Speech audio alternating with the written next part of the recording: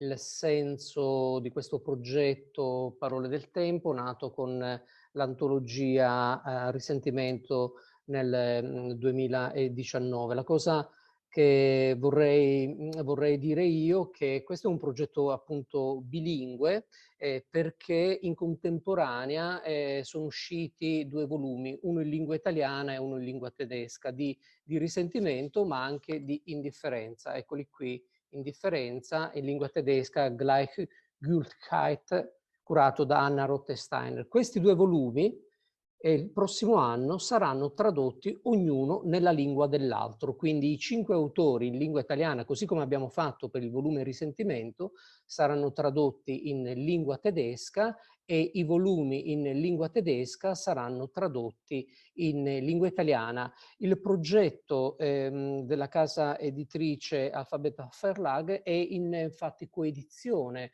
con l'Imbus Verlag di Innsbruck, che ha il compito di distribuire, diffondere i libri nel territorio di lingua tedesca, il che vuol dire non solo Austria, da dove arrivano gli autori di questi primi 2 volumi, ma anche in Germania e in Svizzera. Quindi un progetto bilingue che mette a confronto 2 lingue, 2 culture e direi 2 diverse forme di immaginario, ma anche un progetto di traduzione.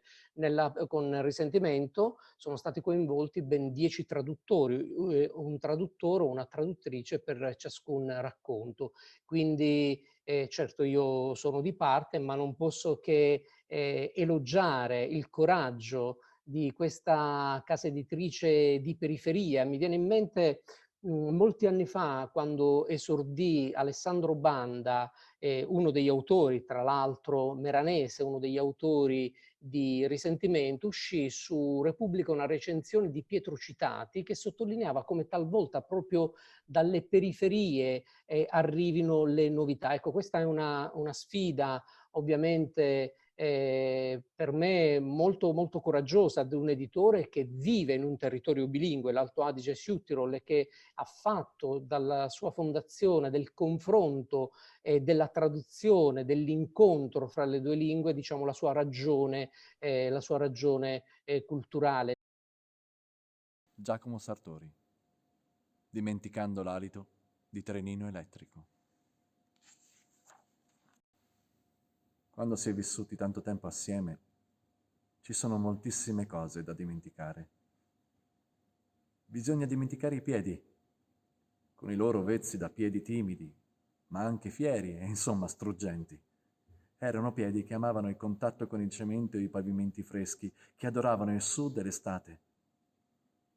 Del resto, a pensarci bene, anche la loro conformazione aveva qualcosa di ineluttabilmente umano e commovente, perché non erano eleganti, erano anzi un po' tozzi, per non dire molto tozzi. Tradivano le loro origini contadine, e stiamo parlando del sud della Catalogna, dove le persone sono bassette e squadrate, o insomma, lo erano in tempi dimenticati, ma non poi così remoti, mai troppo lontane dalla terra che andava divelta e sarchiata, ed era terra dura e pietrosa, anni luce dal regno delle astrazioni, che quando la vita è aspra e preda delle intemperie climatiche e storiche sono solo pericolose. Erano però anche piedi armoniosi, con quelle arcaiche simmetrie che poi si ritrovano nei quadri di Picasso o anche di Carlo Carrà, e soprattutto molto sinceri. Le persone si conoscono dai piedi.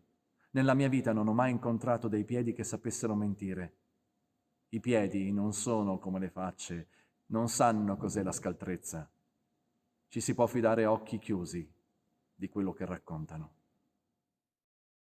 Come ci sei arrivato tu a quest'idea di indifferenza? Senti, e poi la cosa che volevo chiederti anche dopo, unitamente, è se tu senti di appartenere con la tua scrittura a un tipo di tradizione diversa di quella italiana, di essere in dialogo con qualcos'altro, al di là del tuo stare a Parigi, proprio nel tuo essere scrittore.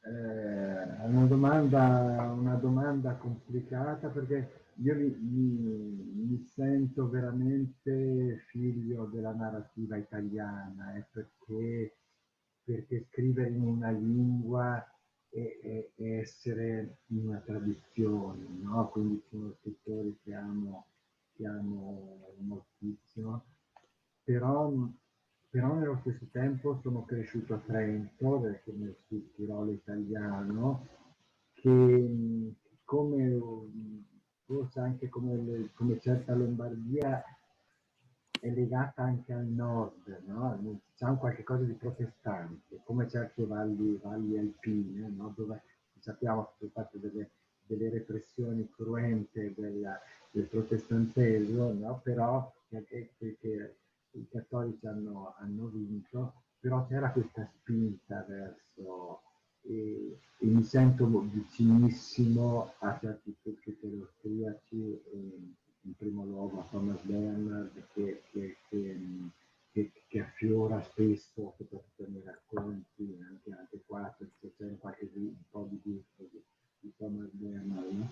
Per cui è vero che per certe cose, poi il mio lontano antenato, in realtà la famiglia di mia madre viene dalla Germania del nord, quindi sono cose che sono convinto che nelle famiglie poi hanno poi la memoria si perde, però ci sono degli elementi che rimangono anche a distanza di diverse generazioni. Quindi in effetti devo rispondere che mi sento profondamente italiano, però per certe cose anche no, effettivamente. Poi tu sei di Trieste, io ho amato enormemente Zevo, no? Anche lì sono queste città di frontiera, queste città aperte a altre culture. Ma tu la vedi, per te la parola indifferenza ha un suono diverso da quello deprimente che spesso ci risuona e abulico? O come ti è risuonata dentro? E, e, appunto, come dicevo prima, c'è un qualche cosa che mi dà noia, però appunto me ne rendo conto parlando adesso con te, e, il mio modo di pormi le cose non è cerebrale, non è filosofico, non ho ragionato sul termine di differenza. Adesso ci penso, perché mi ci fai pensare tu, e piano piano arriverei anche a una risposta, appunto sono secondario, però devo dire io ho cercato una risonanza nella mia esperienza. La mia scrittura cerca sempre la mia esperienza anche di lettore, che ho sempre letto tanto, e quindi gli altri mi hanno molto insegnato, ho molto imparato da quello che ho letto, però anche quella è un'esperienza, no? Con qualche cosa anche di emotivo e quindi appunto il mio approccio è, direi, proprio antifilosofico, completamente opposto a quello che potrebbe essere di un filosofo, no? E proprio cercare nella mia esperienza delle risonanze. È vero che anche quello è un modo di porsi problemi, quindi a posteriori potrebbero trovare delle corrispondenze come stai facendo tu, ma devo confessare che è un modo di procedere che non è il mio, no? Gli adulti pretendono che ognuno faccia la sua parte, esigono reciprocità, la soppesano e calibrano giorno per giorno, come è giusto che sia.